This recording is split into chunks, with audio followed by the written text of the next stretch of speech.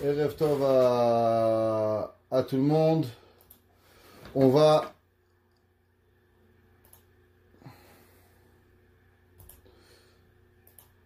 Ok, Erev Tov, on va commencer avec la Eshet Chayil. Alors, vous avez le texte devant vous.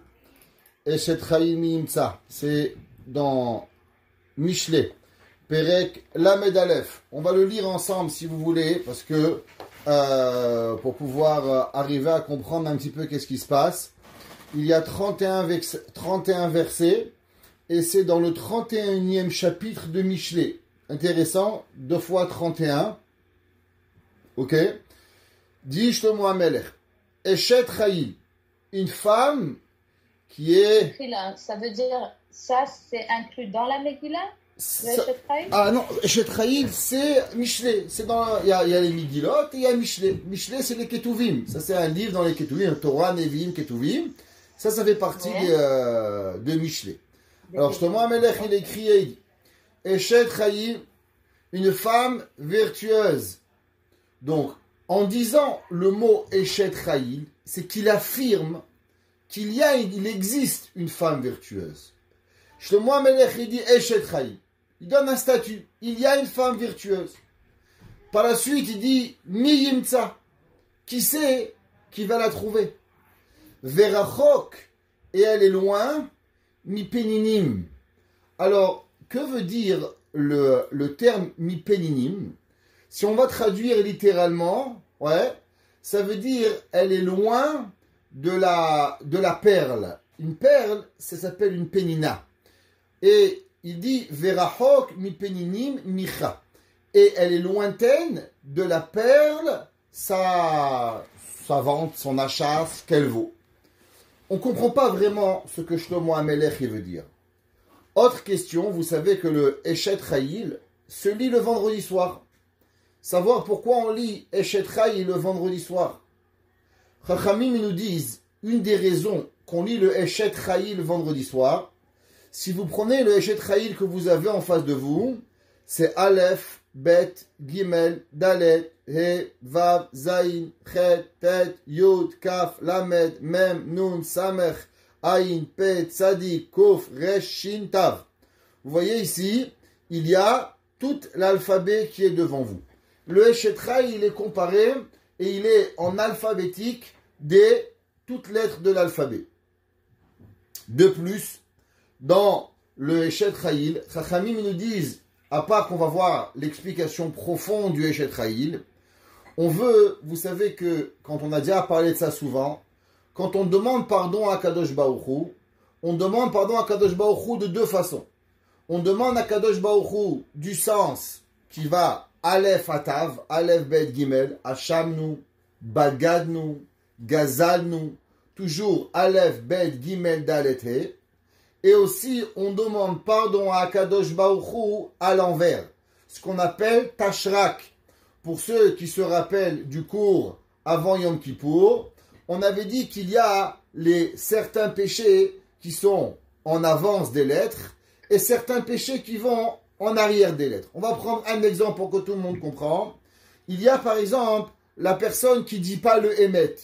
Une personne qui ne dit pas le Emet, la vérité, elle a transgressé l'alphabet qui est en forme, dans le sens de l'alphabet. Pourquoi?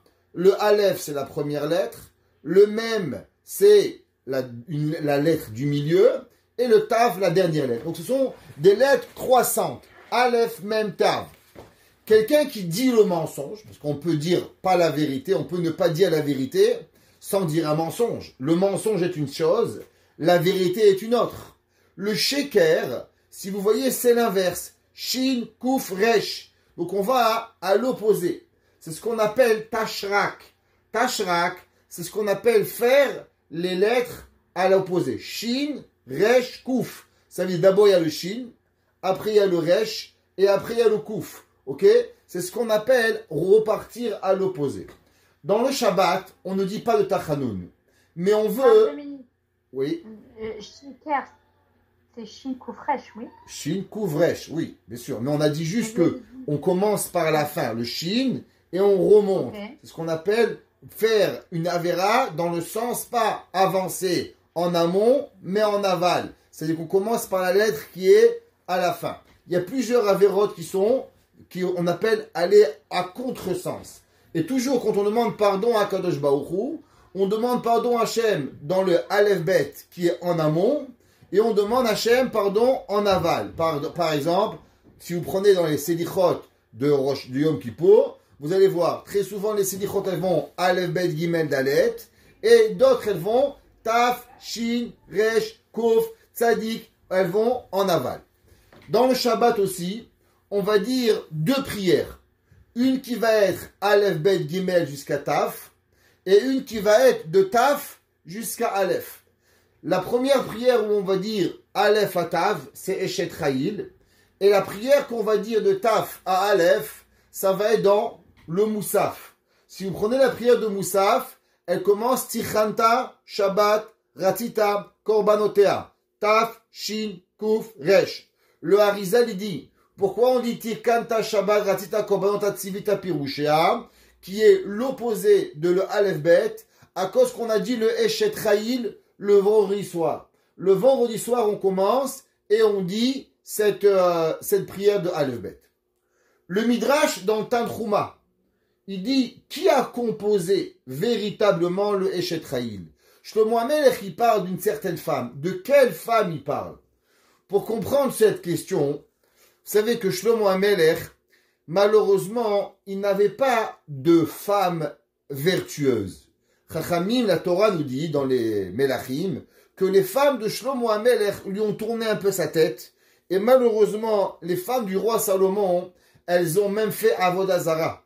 Et à cause qu'elles ont fait Avodah Zara, le Shlomo HaMelech va être puni comme si que lui-même il a fait Avodah Zara. Donc s'il a fait lui-même, il parle de personnes qui ont fait, on pourrait dire des femmes qui ont fait Avodah Zara. Donc il n'avait pas vertueusement une femme à qui composer ce chant, Eshet Chayil. Qui c'est qui avait une femme si extraordinaire qui aurait pu composer ce chant magnifique de Eshet Chayil? Vous regarderez dans le Midrash, dans le Tanchuma, Parashat Chaye Sarah, il dit le Midrash, qui c'est qui dit Eshet Chayil, qui affirme qu'il y avait une femme extraordinaire, et qui dit maintenant Miyimtsa, qui va avoir. Alors je vous souhaite que vos maris, chacun d'entre vous, ils vous disent ma femme, tu es la meilleure femme du monde, et je ne peux pas en trouver, je vous souhaite. Mais le Midrash Tanchuma, il dit que ce chant, principalement de Eshet Chayil, il a été composé par Avraham Avinu, sur Sarah Imenu. Avraham Avinu, c'est marqué dans la Torah, au début de Parashat Chaye Sarah, donc la semaine prochaine, c'est marqué que Sarah Imenu va mourir, et Avraham Avinu va faire un hesped, l'ispod, le Sarah, velivkota. Il va faire un hesped, une élogie, et il va pleurer. Dit la Midrash Tanchuma, quel a été le hesped de Avraham Avinu? Avraham Avinu va faire un hesped sur sa femme. Qu'est-ce qu'il va faire comme hesped? Dit le Midrash, voici le hesped de Avraham Avinu, Eshet Chayil. Eshet Chayil, c'est le hesped, l'élogie que Avraham Avinu a fait pour sa femme Sarah.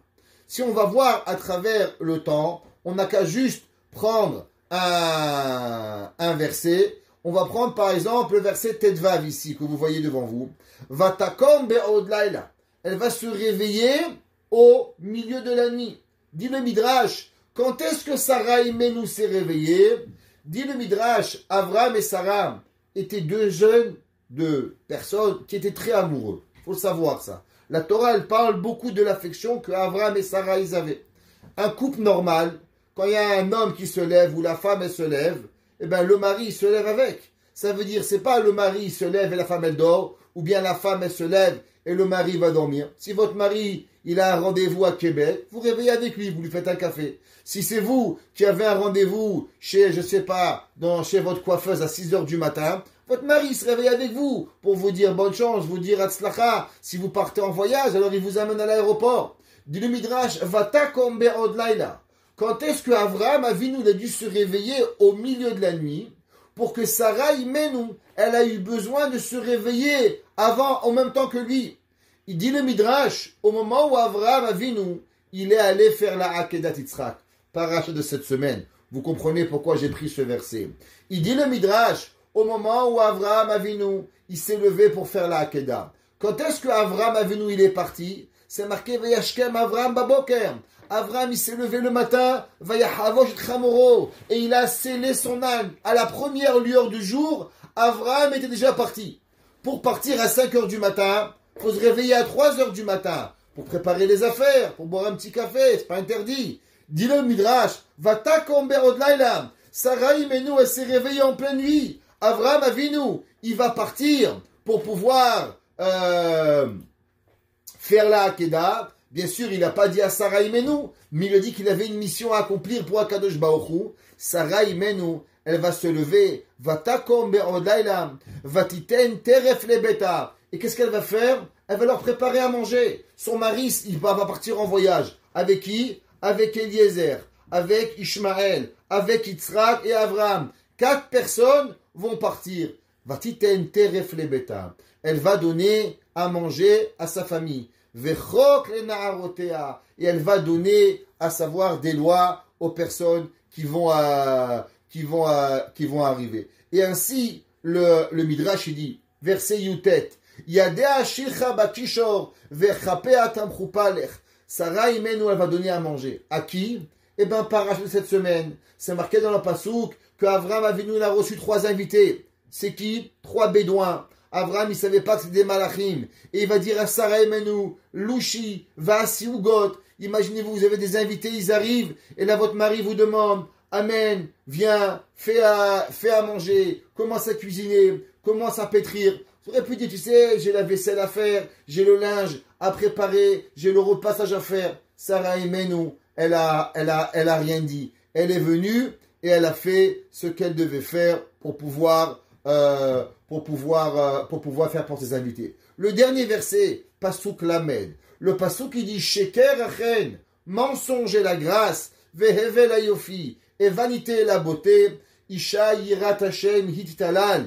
Une femme qui a crainte de Dieu, c'est elle qu'on va la louanger. De qui on parle? Eh bien, on parle de Sarah Imenu. On a vu la semaine dernière dans Parashat Lech Lecha, au moment où Avraham Avinu, il va voyager avec sa femme Sarah. Et il dit, Vehinena, et maintenant, je sais que tu es belle. Ki isha yefat mareat. Chachamim se pose la question, comment ça se fait que Avraham Avinu, il a attendu l'âge de 75 ans et que sa femme Sarah avait 65 ans pour lui dire Isha Yefat Mareat, quoi, tu n'avais pas vu avant qu'elle était belle. Et on va trouver 2 explications dans nos Chachamim. La première explication, que normalement, une personne qui voyage, alors quand vous avez voyagé, par exemple, vous allez à New York, c'est pas si loin, 6 heures, alors vous matin, vous habillez, vous maquillez, vous arrivez à New York, la perruque elle est comme ça, la kippa elle est comme ça, la barbe elle est comme ça, et on a l'air de zombies. Avant d'arriver à New York, on s'arrête dans une station-service, on se remaquille, on se recoiffe les cheveux pour avoir l'air de quelque chose. Le voyage, il rend la personne un petit peu souillon, on va le dire. Et ça c'est en voiture. Imaginons-nous en chameau et en caravane. Alors bien sûr, avec des mois de voyage, normalement une personne, elle devait être moche. Avraham Avinu, il a remarqué que Sarah Imenu, avec des mois de voyage, elle était toujours restée aussi belle. Ve'inina yadati ki isha yefat mareat. Malgré tous les voyages, j'ai su que tu étais belle. Autre explication, c'est marqué dans Chachamim que c'est vrai. Avraham Avinu n'avait jamais posé les yeux sur sa femme. Avraham Avinu, jamais de sa vie, il avait vu même sa femme. Un de nos commentaires, le Maharsha, Rabbeinu Shlomo Eliezer Adlish. Ceux qui étaient dans mes cours, ils savent qui est le Maharsha et pourquoi il portait le nom Adlish de sa belle-mère. Et le Maharsha, il dit, pourtant il y a une question dans la Gemara. La Gemara dans Masechet Kiddushin, Daf Mem Aleph, elle dit qu'il est interdit à un homme de marier une femme sans la regarder. Pourquoi? À cause que peut-être elle va lui déplaire et que dans le regard du mari toute sa vie, il y aura la déception. Elle n'a pas le nez qu'il voulait, elle n'a pas les oreilles qu'il voulait, elle n'aura pas les yeux qu'il veut. Et à chaque fois, la femme, elle va se sentir mal qu'elle n'est pas la femme que le mari l'a choisie. Il est interdit à un homme de marier une femme sans la voir, de façon à ce qu'il a choisi et que la femme pourra tout dire, tu m'as choisi, c'est tout, on est mariés ensemble, pour le bien et le moins bien. Alors comment ça se fait que Avraham Avinu n'avait pas vu sa femme? Il dit le Maharsha, et c'est repris par le Rabbi Akiba, il a la même idée du Maharsha. Et il dit que ça c'est pour un homme normal. Mais il y a des personnes qui craignent Dieu, qu'en vérité ils savent très bien que la beauté physique, elle est seulement momentanée. Mais qu'en vérité ce qu'on recherche dans un mariage, c'est connecter profondément avec notre conjoint et notre conjointe. On cherche à avoir une connexion beaucoup plus grande. Sur ça, Avraham Avinu, il n'avait jamais vu sa femme. Parce que pour lui, la beauté extérieure ne valait pas la peine. Et seulement quand il est arrivé devant l'Égypte, qu'il a passé la mer Rouge, il a regardé dans la mer, et en regardant dans la mer, il a vu la réverbération de Sarah dans l'eau, et c'est là qu'il a dit, waouh, quelle femme extraordinaire j'ai mariée. Sur ça, le verset, il dit, verset Lamed, Sheker Achen, Avraham Avinu, il a dit mensonge et la grâce, Hevel Ayofi, vanité et la beauté, Isha Yirat Hashem, qui c'est qui a pu dire que ça m'intéresse pas la beauté? Avraham Avinu. Avraham Avinu avait marié la plus belle femme du monde. Madame Miss Monde, elle est rien par rapport à Sarah Imenu. Chachamim nous disent dans Gemara dans Masechet Megillah que si on serait nous, on mettrait notre effigie devant Sarah Imenu, ça ressemblerait à une guenon devant un être humain. Tellement Sarah Imenu, elle était belle. Et pourtant Avraham Avinu, il n'était pas intéressé à cela. Avraham Avinu avait la volonté véritablement de servir à Kadosh Baruch Hu. Isha Yirat Hashem Hittelal. Ce que l'on doit voir, c'est véritablement la bonté d'Akadosh Baruch Hu. Il dit les Zera Shimshon, vous pouvez suivre avec moi. Isha Yirat Hashem Hittelal. Qui c'est qui a dit ça? Qu'une femme avec qui a la crainte de Dieu, c'est elle qu'on doit louanger. Ne croyez pas que c'est anodin. Il y avait un jour un rave qui s'appelait le Bet Israël. Le Bet Israël était le Admour de Gour. Dans la dynastie de Gour, si vous vous rappelez, on avait parlé du Chidouché Harim, on avait parlé du Sefat Emet, et après le Sefat Emet, il y avait le Imre Emet. Et après le Imre Emet, il y avait un rave qui s'appelait le Bet Israël. Le Bet Israël était le 4e rabbi de la dynastie de Gour. Chidouché Harim, Sefat Emet, Imre Emet, Bet Israël. Un homme que personne ne pouvait regarder dans les yeux. C'était connu. Quand il allait donner les cours à la synagogue à Jérusalem, quand il regardait, tout le monde a baissé les yeux. Moi, j'ai connu un rave qui a dit « Ah, des bêtises, ça, c'est des chassidim. Moi, je suis pas un chassid, je ne crois pas à ces bêtises. Le rabbin, il va lever les yeux et je vais le regarder. » Alors, il est arrivé, le rabbi, il a levé les yeux au moment où il parlait. Et quand le rabbi ouvrait les yeux, tout le monde a baissé la tête. Lui, il a dit, moi, je ne vais pas baisser la tête, je vais regarder le rabbi dans les yeux. Et ce monsieur, ce rave, au moment où le Bet Israël, il a regardé, eh ben, il a regardé dans les yeux. Et ceux qui connaissent un petit peu où est la synagogue de Gour, à Jérusalem, elle est en haut de Géoula. Et en une fraction de seconde, le monsieur, il s'est trouvé à 2 kilomètres en train de courir dans la rue. Il ne sait pas comment il est arrivé là-bas. C'est pas un chassid, c'est un rabbi que je connais, il s'appelle le Rav Kravitz. Ceux qui habitent à Paris, ils le connaissent, ils peuvent vous raconter l'histoire. Et ce Rav, le Rav Kravitz d'Épinay, exactement. C'est des amis intimes. Rabbi Yaakov Kravitz, il pouvait lui demander l'histoire. Je connais très bien son frère de l'écoute. Et le Bet Israël, on raconte que les rideaux de son bureau étaient toujours fermés. Et jamais les rideaux étaient ouverts. Et un jour, on a fait le ménage dans le bureau du Rav. Ouais, il y avait comme chez moi plein de livres de tous les côtés. Un jour, les chassidim sont rentrés, ils ont fait du ménage. Et ils ont aussi lavé la fenêtre. Et en levant la fenêtre, ils ont levé le rideau pour pouvoir la laver. En rentrant dans la chambre, le rabbi, il a regardé par la fenêtre et il a vu une femme dans le jardin. Il a commencé à pleurer. Et les élèves ont dit, Rabbi, pourquoi tu pleures? Il dit, parce que toute ma vie, j'ai fait attention à mes yeux. J'ai jamais voulu voir une femme. Et là, j'ai vu une femme dans la rue. Ça me dérange. Alors le gaba et le bedeau lui dit, mais Rabbi, c'était ta femme. Il dit, c'est pas vrai. Il dit, je te promets, Rabbi. Elle dit, jure-moi. le rabbi n'avait jamais vu sa propre femme. Un rave, pas parce que sa femme, elle mérite pas, parce qu'on parle de personnes qui avaient de l'amour, qui avaient de l'affection, qui aidaient leurs femmes et leurs enfants, mais qui avaient une autre vie. Il dit, Shir HaShirim, Eshet Chaisha Yirat Hashem. Qui sait qui peut louanger une femme parce qu'elle a la crainte de Dieu. Ce qui nous intéresse à nous, c'est pas tellement la beauté. Des gens beaux, il y en a. Des gens moins beaux, il y en a. Mais c'est quelque chose que véritablement on trouve très peu. Ça s'appelle la Yirat Shamayim. C'est quoi la Yirat Shamayim? La crainte de Dieu. Il dit le Zera Shimshon, Eshet Chayil Ateret Ba'ala. Tu sais ce que c'est une femme qui est louangée, une femme qui est vertueuse? Eh bien, elle est la couronne du mari. La couronne, c'est la plus belle chose. Un roi, sans couronne, il n'est pas un roi. Comment vous savez? Quand la reine d'Angleterre, elle va dans un dîner, elle veut faire montrer qu'elle est la reine, eh bien, elle met sa couronne. Si elle n'a pas de couronne, alors elle n'est pas roi, elle n'est pas reine. Le moment où on va déclarer qu'une personne, il est roi ou il est reine, il lui faut une couronne, sinon il n'y a rien. Il dit le Zera Shimshon, Eshet Chayil. C'est quoi une Eshet Chayil? Ateret Bala. Elle est la couronne de son mari. De qui on parlait? Qu'à chaque moment dans sa vie, elle était la couronne dans son mari. Zou Sarah. Regardons Avram Avinu.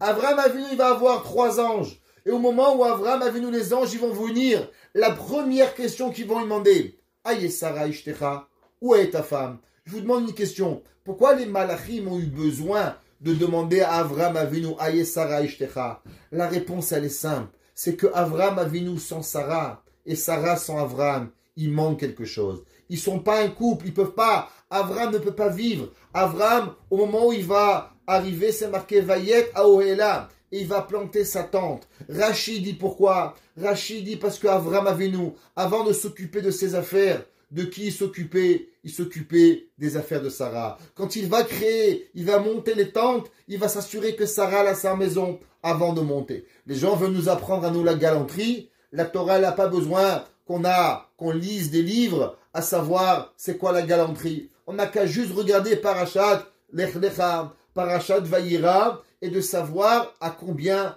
l'homme il doit être galant avec son épouse. Baala Nit'aterba, il dit le Zera Shimshon, Avram Avinu, il avait une couronne, une seule chose, sa femme. Ou Beruach HaKodesh Sheba. Maintenant, qu'est-ce qu'il y avait dans Sarah Imenu? De quoi Avram Avinu, il était impressionné de Sarah? Qu'est-ce qu'il cherchait chez Sarah? Il cherchait qu'elle était Miss Monde? Elle était. Ça ne l'a pas intéressé. Alors, qu'est-ce qui a intéressé Avram Avinu? Ruach HaKodesh. On sait que Sarah Imenu, Chachamim nous disent qu'elle avait un degré de présence divine et on appelle ça en anglais a spirit, de Ruach HaKodesh plus élevé que Avram Avinu. La preuve,